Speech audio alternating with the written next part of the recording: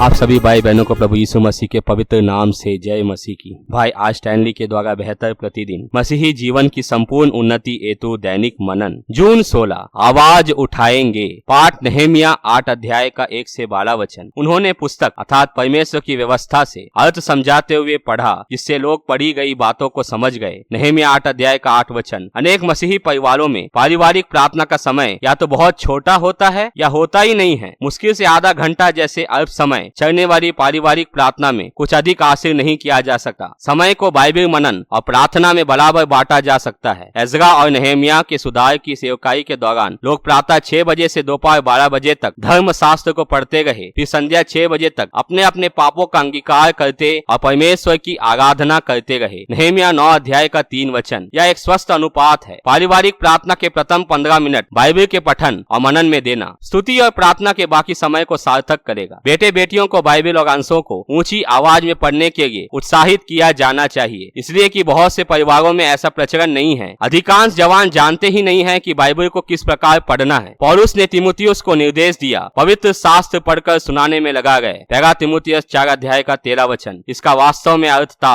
लोगों के लिए पढ़ना। यीशु इसमें बहुत अच्छे थे। लोग उनके द्वारा पढ़े जाने को पूरे मनोयोग से सुनते थे। लूका 4 अध्याय का 16, 17 और 20 वचन। मैं एंग्लिकन चर्च नारसत दक्षिण भारत जहाँ मैं पढ़ा बढ़ा वहाँ कभी किसी आराधना से नहीं चूका। 2 बुजुर्ग व्यक्ति प्रथम और द्वितीय बाइबल पाठ को पढ़ा करते थे। मैं कभी भी उनकी जादुई आवाज को नहीं भूल सकता जिससे वे धर्म शास्त्र पढ़ा करते थे। आराधना का यह भाग मुझे शेष भाग से कहीं अधिक आकर्षक लगता था। मैं भी मनी मन उनके साथ साथ पढ़ा करता था। यह मेरे आज के प्रचार करने के लिए धर्म शास्त्र के पढ़ने का प्रशिक्षण जैसा था। अनेक स्वतंत्र कलीसियाओं ने बाइबल पठन की पद्धति को छोड़ दिया है। मुझे सदस्यों पर तरस आता है, विशेषकर युवाओं पर। हम बाइबल को जितना पढ़ते हैं उतना ही इसे अधिक पढ़ना अच्छा लगता है। ऐसा समय आता है जब हमें बाइबल पठन और मनन रुचिकर नहीं लगता। हो सकता है कि कहीं उत्साह शेष ना रह जाए। ऐसे में हमें अधिक सतर्क रहना होगा। ऐसा प्रलोभन आ सकता है कि हम नियमित बाइबल पठन तब तक छोड़ दे जब तक नई इच्छा और जोश ना फूट पड़े। पिलग्रिम्स प्रोग्रेस के लेखक जॉन बनियन 1628 से 1688 ने गवाही दी, कभी कभी मैंने बाइबल की एक पंक्ति में इतना कुछ देखा कि बता नहीं सकता कैसे समझाऊं। तो अभी कभी कभी मुझे पूरी बाइबल ऐसे लगती जैसे सूखी चढ़ी हो। बाइबल के साथ हमारा प्रभाव भी रूखा सूखा सा होगा, एक सामान्य बात हो सकती है। पर हमें ना तो बाइबल पठन मनन की अवधि कम करना चाहिए, ना ही अपनी दिनचर्या को तोड़ना चाहिए। हम नहीं जानते कि परमेश्वर कब और किस अंश के द्वारा हमसे बात करेंगे।